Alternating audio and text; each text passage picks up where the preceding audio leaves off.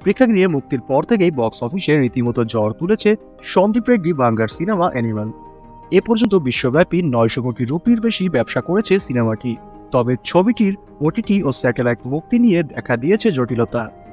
আগে শোনা গিয়েছিল 26 জানুয়ারি ওটিটিতে মুক্তি পাবে সিনেমাটি।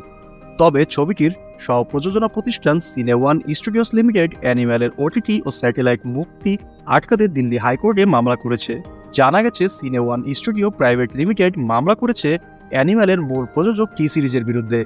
সিনে ওয়ানের দাবি, দুটি প্রযোজনা সংস্থার লভ্যাংশ ভাগাভাগি নিয়ে চুক্তি হয়েছিল, কিন্তু টি সিরিজ এখনও তাদের কোনো অর্থ দেয়নি। এমনকি ছবির প্রচারণা সহ বিভিন্ন খাতে কত খরচ হয়েছে সেটিও জানায়নি। এদিকে টাইমসকে টি সিরিজের একটি সূত্র জানায়, ছবিটি মুক্তির মাত্র 1.5 মাস হয়েছে। টি সিরিজ লাভ বন্টন চুক্তিকে সম্মান করতে প্রতিশ্রুতিবদ্ধ। তাহলে কেন এই তাড়াহুড়া? চুক্তিতে বলা হয়েছে যে মুক্তির 60 দিন পরে বিবৃতি দেওয়া হবে, যা এখনও পূর্ণ হয়নি। আগামী বৃহস্পতিবার মামলার পরবর্তী শুনানির দিন ধার্য রয়েছে।